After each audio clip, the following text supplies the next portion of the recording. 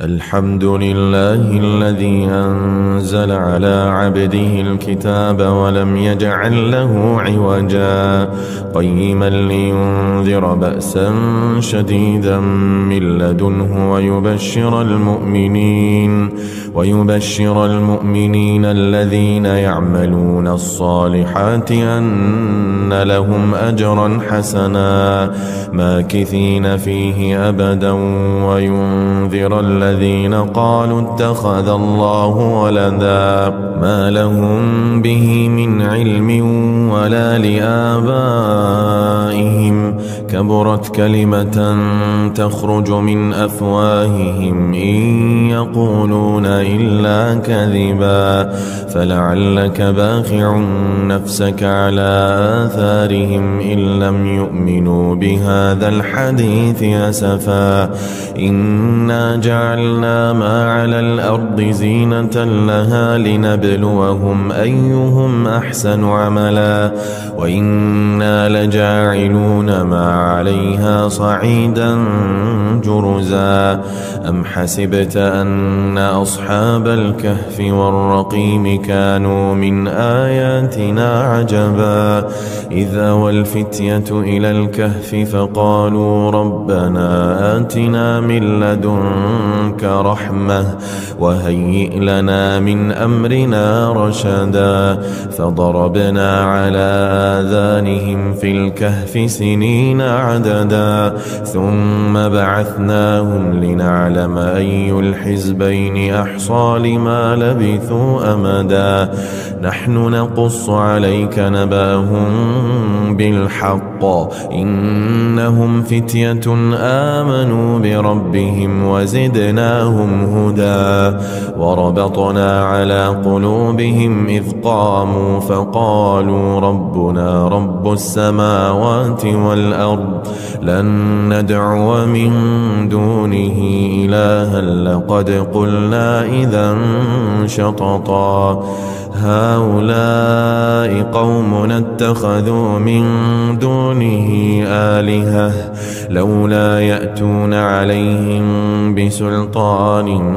بين فمن أظلم ممن افترى على الله كذبا وإذ اعتزلتموهم وما يعبدون إلا الله فأووا إلى الكهف ينشر لكم ربكم من رحمته ويهيئ لكم من أمركم مرفقا وترى الشمس إذا طلعت تزاور عن كهفهم ذات اليمين وإذا غربت تقرضهم ذات الشمال وهم في فجوة منه ذلك من آيات الله من يهد الله فهو المهتد ومن يضلل فلن تجد له وليا مرشدا وتحسبهم أيقاظا وهم رقود ونقلبهم ذات اليمين وذات الشمال وكلبهم باسط ذراعيه بالوصيد لو اطلعت عليهم لوليت منهم فرارا ولملئت منهم رعبا وكذلك بعثناهم ليتساءلوا بينهم قال قائل منهم كم لبثتم قالوا لبثنا يوما أو بعض يوم قالوا ربكم أعلم بما لبثتم فبعثوا أحدكم بورقكم هذه إلى المدينة فلينظر أيها أزكى طعاما فليأتكم برزق منه وليتلطف ولا يشعرن بكم أحدا إنهم إن يظهروا عليكم يرجموكم أو يعيدوكم في ملتهم ولن تفلحوا إذا أبدا وكذلك أعثرنا عليهم ليعلموا أن وعد الله حق وأن الساعة لا ريب فيها إذ يتنازعون بينهم أمرهم فقالوا ابنوا عليهم بنيانا ربهم أعلم بهم قال الذين غلبوا على أمرهم لنتخذن عليهم مسجدا سيقولون ثلاثة رابعهم كلبهم ويقولون خمسة سادسهم كلبهم رجما بالغيب ويقولون سبعة وثامنهم كلبهم قل ربي أعلم بعدتهم ما يعلمهم إلا قليل فلا تمار فيهم إلا مراء ظاهرا ولا تستفت فيهم منهم أحدا ولا تقولن لشيء إني فاعل ذلك غدا إلا أن يشاء الله واذكر ربك إذا نسيت وقل عسى أن يهديني ربي لأقرب من هذا رشدا ولبثوا في كهفهم 300 سنين وازدادوا 9 قل الله أعلم بما لبثوا له غيب السماوات والأرض أبصر به وأسمع ما لهم من دونه من ولي ولا يشرك في حكمه أحدا واتل ما أوحي إليك من كتاب ربك لا مبدل لكلماته ولن تجد من دونه ملتحدا واصبر نفسك مع الذين يدعون ربهم بالغداة والعشي يريدون وجهه ولا تعد عيناك عنهم تريد زينة الحياة الدنيا ولا تطع من أغفلنا قلبه عن ذكرنا واتبع هواه وكان أمره فرطا وقل الحق من ربكم فمن شاء فليؤمن ومن شاء فليكفر إنا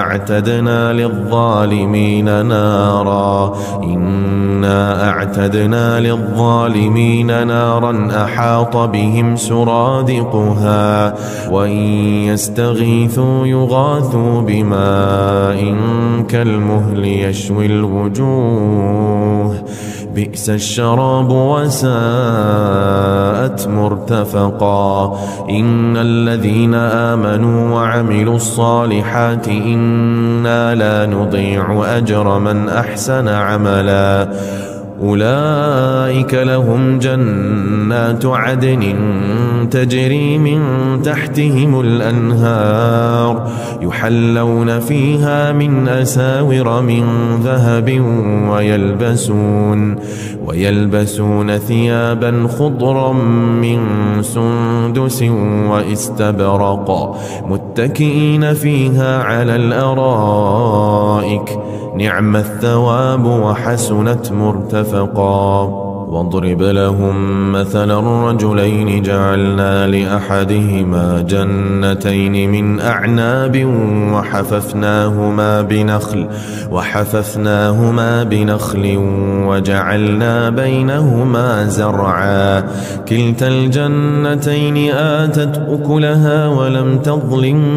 منه شيئا وفجرنا خلالهما نهرا وكان له ثمر فقال لصاحبه وهو يحاوره أنا أكثر منك مالا وأعز نفرا ودخل جنته وهو ظالم لنفسه قال ما أظن أن تبيد هذه أبدا وما أظن الساعة قائمة ولئن رددت إلى ربي لأجدن خيرا منها منقلبا قال له صاحبه وهو يحاوره أكفرت بالذي خلقك من تراب ثم من نطفة ثم سواك رجلا لكن هو الله ربي ولا أشرك بربي أحدا ولولا إذ دخلت جنتك قلت ما شاء الله لا قوة إلا بالله إن ترني أنا أقل منك مالا وولدا فعسى ربي أن يؤتيني خيرا من جنتك ويرسل عليها حسبانا من السماء فتصبح صعيدا زلقا أو يصبح ماؤها غورا فلن تستطيع له طلبا وأحيط بثمره فأصبح يقلب كفيه على ما أنفق فيها وهي خاوية على عروشها ويقول يا ليتني لم أشرك بربي أحدا ولم تكن له فئة ينصرونه من دون الله وما كان منتصرا هنالك الولاية لله الحق هو خير ثوابا وخير عقبا واضرب لهم مثل الحياة الدنيا كماء إن أنزلناه من السماء فاختلط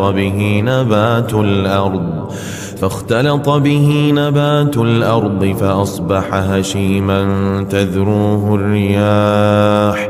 وكان الله على كل شيء مقتدرا المال والبنون زينة الحياة الدنيا والباقيات الصالحات خير عند ربك ثوابا وخير أملا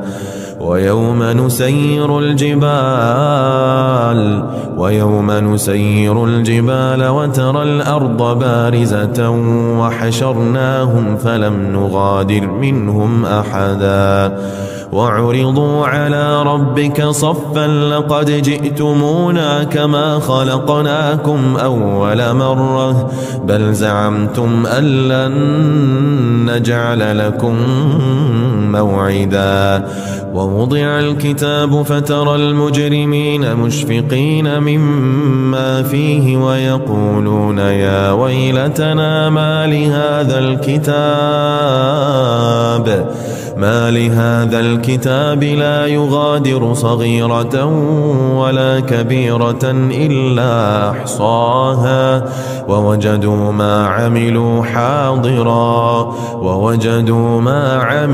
حاضرا ولا يظلم ربك أحدا وإذ قلنا للملائكة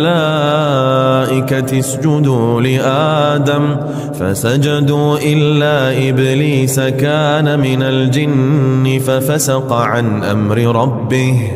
أفتتخذونه وذريته أولياء من دوني وهم لكم عدو بئس للظالمين بدلا ما أشهدتهم خلق السماوات والأرض ولا خلق أنفسهم وما كنت متخذ المضلين عضدا ويوم يقول نادوا شركائي الذين زعمتم فدعوهم فلم يستجيبوا لهم وجعلنا بينهم موبقا ورأى المجرمون النار فظنوا أنهم مواقعوها ولم يجدوا عنها مصرفا ولقد صرفنا في هذا القرآن للناس من كل مثل وكان الإنسان أكثر شيء جدلا وما منع الناس أن يؤمنوا إذ جاءهم الهدى ويستغفروا ربهم إلا أن تأتيهم سنة الأولين أو يأتيهم العذاب قبلا وما نرسل المرسلين إلا مبشرين ومنذرين ويجادل الذين كفروا بالباطل ليدحضوا به الحق واتخذوا آياتي وما أنذروا هزوا ومن أظلم ممن ذكر بآيات ربه فأعرض عنها ونسي ما قدمت يداه إنا جعلنا على قلوبهم أكنة أن يفقهوه وفي آذانهم وقرا وإن تدعهم إلى الهدى فلن يهتدوا إذن أبدا وربك الغفور ذو الرحمة لو يؤاخذهم بما كسبوا لعجل لهم العذاب بل لهم موعد لن يجدوا من دونه موئلا وتلك القرى أهلكناهم لما ظلموا وجعلنا لمهلكهم موعدا وإذ قال موسى لفتاه لا أبرح حتى أبلغ مجمع البحرين أو أمضي حقبا فلما بلغا مجمع بينهما نسيا حوتهما فاتخذ سبيله في البحر سربا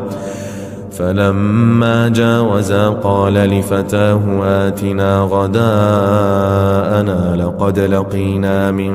سفرنا هذا نصبا قال أرأيت إذ أوينا إلى الصخرة فإني نسيت الحوت وما أنسانيه إلا الشيطان أن أذكره واتخذ سبيله في البحر عجبا قال ذلك ما كنا نبغي فارتدا على آثارهما قصصا فوجدا عبدا من عبادنا آتيناه رحمة من عندنا وعلمناه من لدنا علما قال له موسى هل أتبعك على أن تعلمني مما علمت رشدا قال إنك لن تستطيع معي صبرا وكيف تصبر على ما لم تحط به خبرا قال ستجدني إن شاء الله صابرا ولا أعصي لك أمرا قال فإن اتبعتني فلا تسألني عن شيء حتى أحدث لك منه ذكرا فانطلقا حتى إذا ركبا في السفينة خرقها قال أخرقتها لتغرق أهلها لقد جئت شيئا إمرا قال ألم أقل إنك لن تستطيع معي صبرا قال لا تؤاخذني بما نسيت ولا ترهقني من أمري عسرا فانطلقا حتى إذا لقيا غلاما فقتله قال أقتلت نفسا زكية بغير نفس لقد جئت شيئا نكرا قال ألم أقل لك إنك لن تستطيع معي صبرا قال إن سألتك عن شيء بعدها فلا تصاحبني قد بلغت من لدني عذرا فانطلقا حتى إذا أتيا أهل قرية استطعما أهلها